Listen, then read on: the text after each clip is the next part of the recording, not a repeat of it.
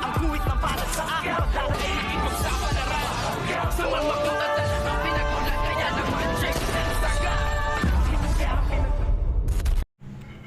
Good morning and welcome sa aking munting channel. Dito na muling maghaharap at magkakalaban itong ang si Ramon Montenegro at itong ang si Rigor Di Magiba, dahil maghihiganti na nga itong si Ramon at tatawagan nga ito nitong ang si David para nga iligtas at sasabihin niyang kasama niya ang kanyang tunay na anak na si Tanggol or si Jesus Nazareno Di Magiba, kung kaya't dito ay sa San Dimas nga sila magkakalaban-laban. Kaya dito ngayon ay maglalaban na ang ama sa ama at anak sa anak.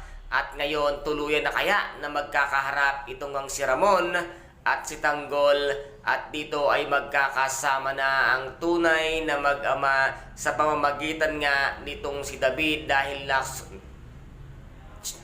nakuha na nitong ang si Tanggol si David para nga dalhin siya sa kanyang tunay na ama. Ngunit ang mangyayari ay magkakalaban nga itong si Ramon at itong si Rigor, kaya magkakaroon ng isang malaking laban sa pagitan ng ama sa ama at anak sa anak. Sino kaya ang siyang magwawagi sa labanang ito? Magwagi kaya ang Di Magiba versus Montenegro? Ngunit alam natin na hindi magpapatalo ang mga Montenegro, kung kaya't dito ay katapusan na ni Rigor at nitong ang si David Di Magiba. Kaya guys, ito po yung ating pakaaabangan sa mga susunod na episode dito nga sa FPJ ang Batang Quiapo. At kung nagustuhan po ninyo ang aking videos for today, paki-subscribe na lamang po ng aking channel, paki-like and share para maging update kayo sa lahat ng gagawin kong videos. Maraming